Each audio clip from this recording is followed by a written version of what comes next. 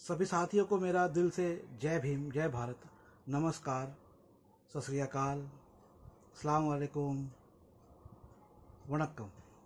मैं निखिल सबलानिया इस वीडियो पर कोई शिक्षा से संबंधित कार्यक्रम और वो भी डॉक्टर अंबेडकर जी की शिक्षा से संबंधित कार्यक्रम पूरे 5 साल बाद अपलोड कर रहा हूँ। बीच में ये बंद कर दिया यूट्यूब ने और हमने इसे फिर से शुरू किया।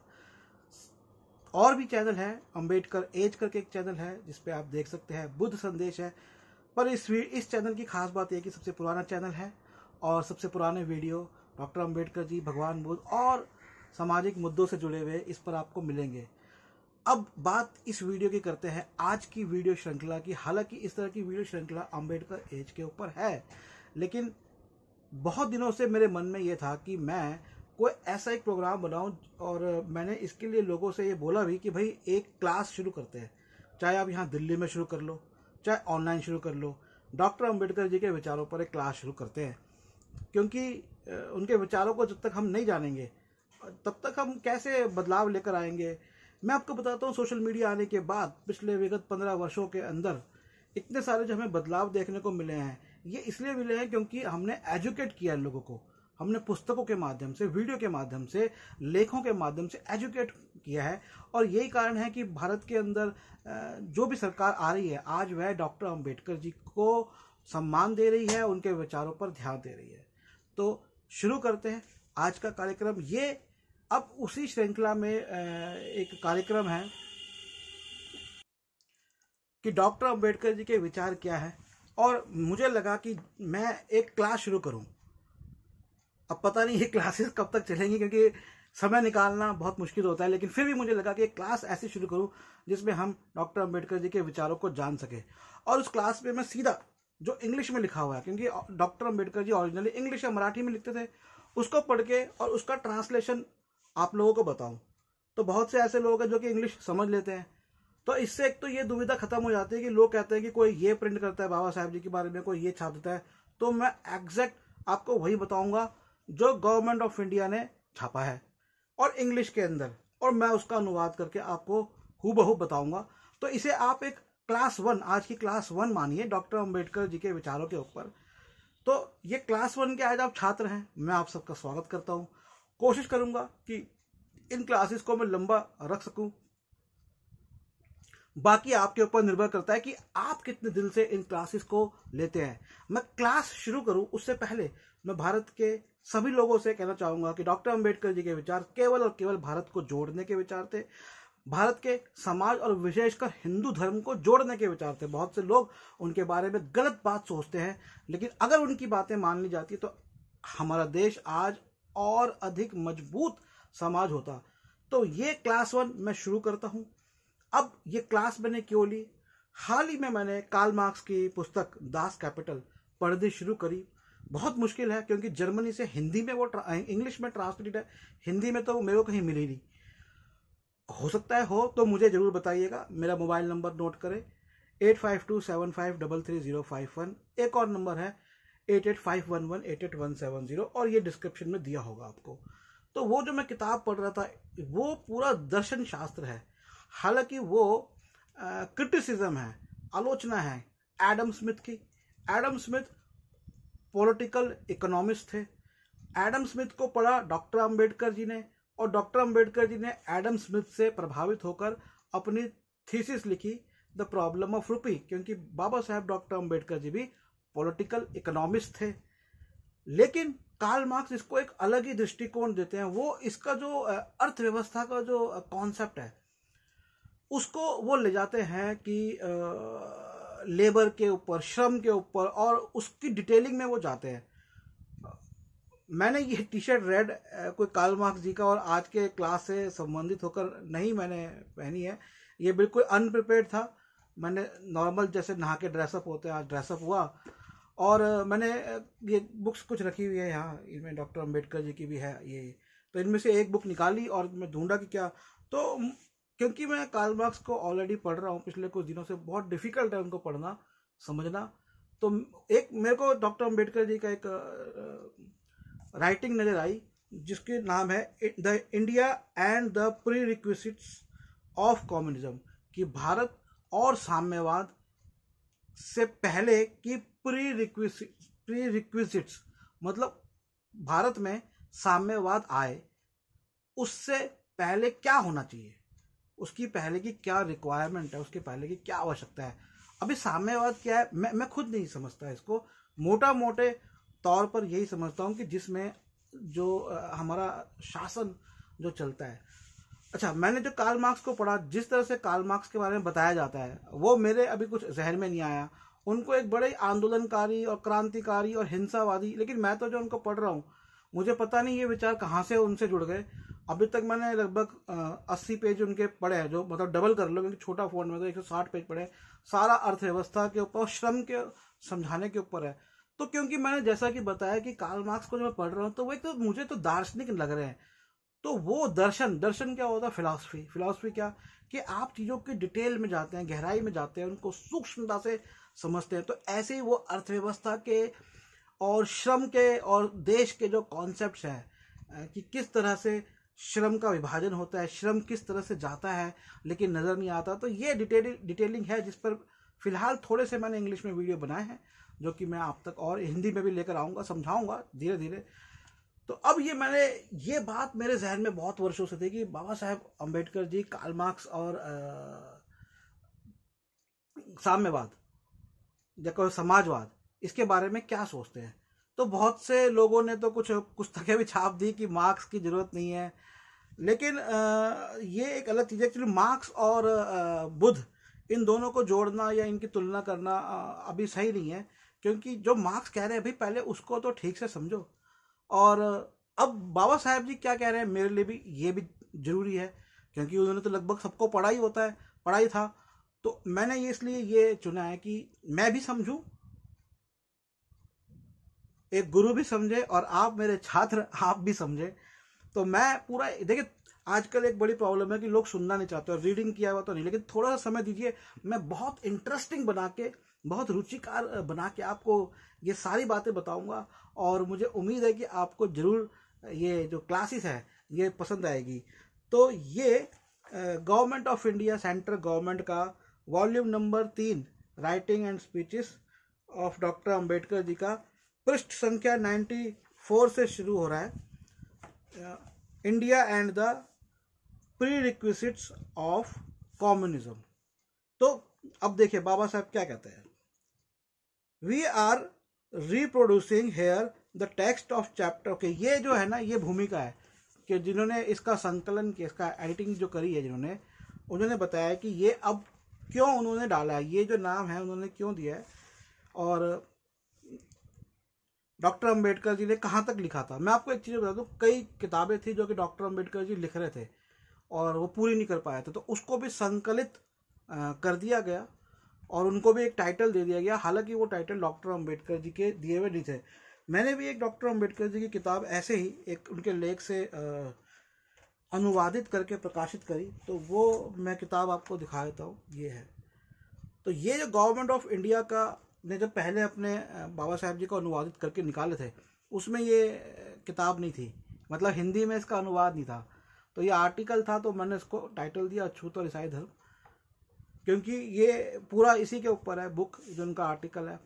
तो ऐसे ही ये कई जो आपको राइटिंग एंड स्पीचेस में मिलेंगे, या हिंदी में उनको वांग्मय बोलते हैं, या मराठी में भी, तो उन खंडों में जो आपको मिलेंगे वो कई बार पूरी किताबें नहीं है जो वो लिखना चाहते हैं। हाँ, एडिटर ने, संपादक ने उसका जो है ना वो नाम दे दिया उसका। तो ये कहते हैं, we are reproducing here the text of chapter 1 and 2 of the Hindu social order. अब देखिए कह रहे रिप्रोड्यूस कर रहे हैं हिंदू सोशल ऑर्डर का, इंडिया एंड कम्युनिज्म, ठीक है, भारत और साम्यवाद। From the contents on the first page of the typed script, we find that Dr. Ambedkar had divided the whole book India and Communism into 3 parts। तो इनको ये पता लगा कि डॉक्टर अम्बेडकर जी ये पुस्तक लिख रहे थे कि भारत और साम्यवाद, और इसको उन्होंने 3 पार्ट्स में, 3 भागों में डिवाइड किया। The first part was caption as the prerequisites of communism. तो पहला जो भाग था उसका बाबा साहेब जी ने क्या नाम कैप्शन दिया था कि साम्यवाद की अनिवार्य शर्तें, जैसे उसकी जरूरत है पहले क्या, प्री रिक्विजिट्स क्या है। This part was have 3 chapters but we could not find any of these chapters। इसके 3 चैप्टर तो मिले ही नहीं। The Dr. Ambedkar's paper, so far as the part 2 is concerned, which is titled India and Prerequisites of Communism। तो अब ये जो नाम था India and Prerequisites of Communism, Bharat और साम्यवाद की पहले की जो आवश्यकताएं हैं, उसकी अनिवार्यता है, वो ये भाग 2 था, भाग 2 था।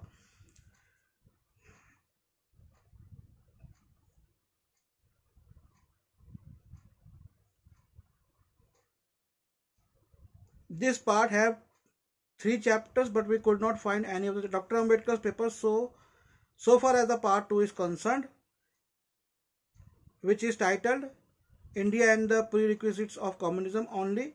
Chapter 4 entitled Hindu Social Order has been found in well-bound register. This chapter has 2 subtitles as follows। तो इनको इंडिया एंड प्रीरिक्विजिट्स और हिंदू सोशल ऑर्डर, हिंदुओं का सामाजिक क्रम, ये इनको अच्छे से रजिस्टर्ड हुए हुए, इनको बाउंड हुए मतलब बंधे हुए, इनको डॉक्टर अंबेडकर जी के लिखे हुए टाइप हुए जैसे भी थे, ये इनको मिले थे। हिंदू सोशल ऑर्डर, अब 1 नंबर पे हिंदू सोशल ऑर्डर, हिंदुओं का सामाजिक क्रम, इट्स एसेंशियल प्रिंसिपल और इसके अनिवार्य सिद्धांत। हिंदुओं का सामाजिक क्रम और इसके अनिवार्य सिद्धांत। 2 नंबर पे Hindu social order, it's unique feature, हिंदुओं का सामाजिक क्रम और इसके विशेष गुण, फीचर।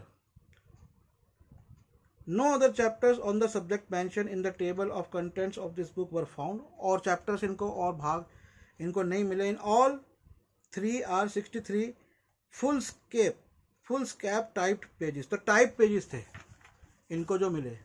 चलिए अब शुरू करते हैं। तो ये अब एक्चुअली मैंने थोड़ा सा इसको पढ़ा नहीं, आपके साथ ही पढ़ रहा हूँ, आपके साथ ही इसे जो भी हिंदी में आपको बता रहा हूँ। 2-4 मैंने पेज पलटे और मुझे समझ नहीं आया कि मैं आपको क्या बताऊँ इसके अंदर। तो मुझे लेकिन एक चीज़ समझ में आया कि बाबा साहब इसमें ना कानून की और हिंदू धर्मशास्त्रों के आधार पर जो पहले कानून थे उसके बाद उसकी बात करते हैं, तो वो मुझे बड़ा अच्छा लगा, वो मैं आपको बताता हूँ। चलिए तो हम ये शुरू करते हैं। हिंदू सोशल ऑर्डर, हिंदुओं का सामाजिक क्रम, इट्स एसेंशियल प्रिंसिपल्स, उसके अनिवार्य तत्व। तो देखिए हिंदू धर्म की जो एक समस्या है जातिवाद या वर्ण व्यवस्था, ये तो समस्या है ही, ये समस्या रही है। और इसके ऊपर अब डॉक्टर अंबेडकर जी क्या कहते हैं कि ये जो क्रम है, ये जो ऑर्डर है, जातिवाद क्या है, वर्ण व्यवस्था क्या, कुछ नहीं है, ये एक ऑर्डर है, इसके अनिवार्य तत्व क्या है। अब वो इस पे क्यों बात कर रहे हैं, क्योंकि जैसा कि उनका ये टॉपिक उन्होंने उठाया साम्यवाद, और मैंने और जगह पढ़ा, एक मैं आपको बताता हूँ कि ये पुस्तक और मैंने उनकी 2 पुस्तकें हैं इसमें, ये मैंने ट्रांसलेट करी, अनुवादित करी। ये annihilation of caste and caste in India, जाति का संहार, मैंने इसे टाइटल दिया हिंदी में, और भारत में जातियाँ, और 1-2 और उनके जो पुस्तकें पढ़ रहा था। तो मैंने ये पाया कि भाई डॉक्टर अंबेडकर जी ये बात कहते हैं कि भारत में समाजवाद क्यों नहीं आया, और वो कहते हैं अब देखिए परिवारवाद तो है ही, यहाँ पर तो आपको पता है कि जब समाजवाद की जो बात करते थे वो परिवारवादी हो गए। उसको तो रोकने का एक अलग तरीका है कि भैया आप एंटी डायनेस्टिक कानून, वो एक अलग बात है।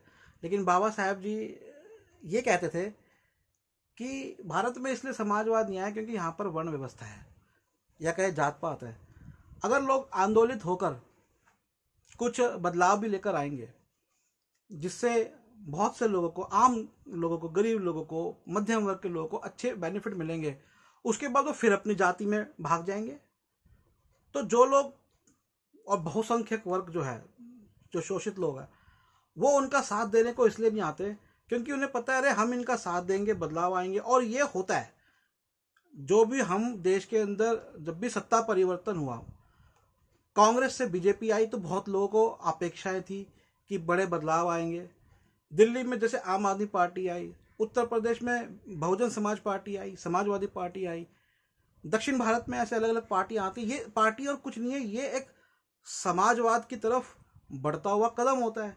लेकिन फिर परिवारवाद, लालच, वो सब चीजें जिसको हम कानून बना के दूर कर सकते हैं अगर हम में इच्छा हो तो। लेकिन वो ये कहते हैं कि फिर भी समाजवाद नहीं आ सकता, उनके लिए कहना है। लेकिन इसको आने के लिए अब क्या जरूरी है, उस पर ये वो लिखते हैं। What is the character of Hindu social order. तो बाबा साहब सबसे पहली लाइन शुरू करते हैं कि हिंदू सोशल ऑर्डर, हिंदुओं के सामाजिक क्रम का कैरेक्टर क्या है, उसका चरित्र क्या है, उसका क्या गुण है, क्या लक्षण है। Is it A free social order, क्या ये एक फ्री सोशल ऑर्डर है।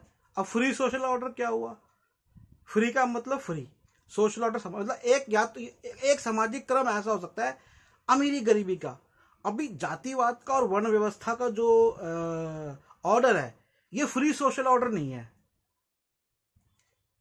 ये फ्री सामाजिक क्रम नहीं है। और फ्री सामाजिक क्रम, अमीरी गरीबी फ्री सामाजिक क्रम है।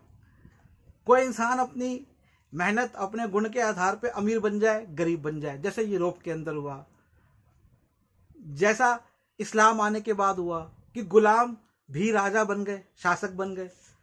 ऐसा जो फ्री सोशल ऑर्डर है ये हिंदुइज्म में बाबा साहब ने कह रहे कि नहीं है। तो वो कहते हैं is it A free social order. तो ये क्या क्या फ्री सोशल ऑर्डर मतलब फ्री सामाजिक क्रम है कि यहाँ पर क्या ऐसा हो सकता है कि अमीर गरीब बन जाए या गरीब अमीर बन जाए तो उसका जो सोशल सामाजिक क्रम बदल जाएगा। कि जो कोई निचले वर्ण में जिसे कहे जाते हैं अगर वो अमीर भी बन जाए, राष्ट्रपति भी बन जाए, तो क्या उसका सोशल सामाजिक क्रम ऑर्डर बदल जाएगा। क्या राष्ट्रपति बन के भी उसे इज्जत मिलेगी, क्या विद्वान बन के भी उसे इज्जत मिलेगी। और आप तो ये सब जानते ही है। खैर मैं अभी अपनी टिप्पणियां इसमें कम दूंगा, वही बताता हूं जो डॉक्टर अंबेडकर जी लिख रहे हैं। To answer this question some idea of what constitutes a free social order is necessary। तो इस उत्तर का जवाब देने के लिए फ्री सोशल ऑर्डर क्या होता है इसको समझने की जरूरत है। कि ये जो आइडिया है, अब और अच्छे से इसको बाबा साहब समझा रहे हैं कि what is the free social order. Free मुफ्त नहीं, फ्री मतलब उन्मुक्त। जैसे एक पक्षी को हमने फ्री कर दिया पिंजरे से, वो फ्री, समझ रहे हैं। उन्मुक्त सोशल ऑर्डर, इसका आइडिया क्या है। Fortunately the matter is not of controversy. तो वो कह रहे हैं भाई सौभाग्य की बात है कि ये जो मुद्दा है ना ये किसी भी कंट्रोवर्सी से परे है। मतलब इस पे तो कोई कंट्रोवर्सी है ही नहीं, तो स्पष्ट मुद्दा है कि भैया फ्री सोशल ऑर्डर क्या है। Since the days of French Revolution, there is no difference as to the essentials of free social order। तो वो कह रहे हैं कि फ्रेंच रेवोल्यूशन, जो फ्रेंच क्रांति आई, फ्रांस की जो क्रांति आई, तब से ये बात स्पष्ट हो गई है कि there is no difference as to the essential of free social order। कि इस बारे में कोई भी भेद नहीं है कि क्या अनिवार्य चीजें हैं उन्मुक्त सामाजिक क्रम की। Generally speaking they are two. तो वो कहते हैं कि आमतौर पर ये दो हैं। क्या दो हैं। The first is that the individual is an end in himself and that the aim and object of society is the growth of the individual and the development of his personality. तो क्या कहते हैं वो, अब जो मैंने आपको बात बता रहा था वही बात है कि व्यक्ति के गुणों की। तो उन्मुक्त सामाजिक फ्री सोशल ऑर्डर क्रम के अंदर वो क्या कहते हैं, पहली बात क्या होनी चाहिए। द फर्स्ट इज दैट, सबसे पहले ये होना चाहिए इंडिविजुअल, जो व्यक्ति है। देखिए अब वो जाति की बात नहीं कर रहे, संप्रदाय की, वो व्यक्ति की बात कर रहे हैं। Free individual,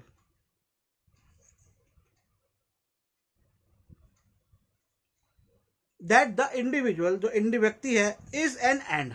is an and मतलब कि जो व्यक्ति मैं व्यक्ति हूं, इज एन एंड मतलब मैं क्या उपलब्धि प्राप्त करूंगा, कि व्यक्ति जो है ना उसको उठना चाहिए, व्यक्ति को उठना चाहिए, व्यक्ति पे क्या परिवर्तन आएगा। तो individual is an end in himself, तो वो अपने आप में एक व्यक्ति की तरक्की कैसे हो। And that the aim and object of society is the growth of individual and the aim and object of society, aim लक्ष्य, ऑब्जेक्ट जो करना चाहता है समाज, तो समाज का जो लक्ष्य होना चाहिए, जो उसको प्राप्त करना होना चाहिए, वो क्या होना चाहिए, is the growth of individual, कि व्यक्ति का विकास हो, व्यक्ति की ग्रोथ हो। And development of his personality, और उसके चरित्र का, उसकी पर्सनैलिटी का, उसके व्यक्तित्व का विकास होना चाहिए। क्या होना चाहिए, व्यक्ति जो है वो श्रेष्ठतम है।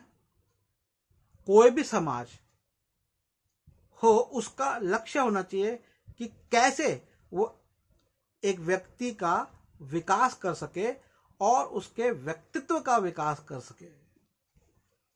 Society is not above the individual, and if the individual has to subordinate himself to society, it is because such subordination is for his betterment and only to the extent necessary. तो ये भी बहुत जरूरी बात वो कहते हैं, society is not above individual, कि समाज व्यक्ति के ऊपर नहीं है, व्यक्ति श्रेष्ठ है। And if individual has to subordinate himself, और यदि व्यक्ति को समाज के आगे कोई बात मानने के लिए अपने को रोकना भी होता है, it is because such subordination is for his betterment, तो वो उसके बेहतरी के लिए होता है। ओनली टू द एक्सटेंड, सिर्फ उसी जरूरत के लिए। यहां पर मैं इससे आगे डॉक्टर अंबेडकर जी का पढ़ूं, आपको एक और बात बताता हूं।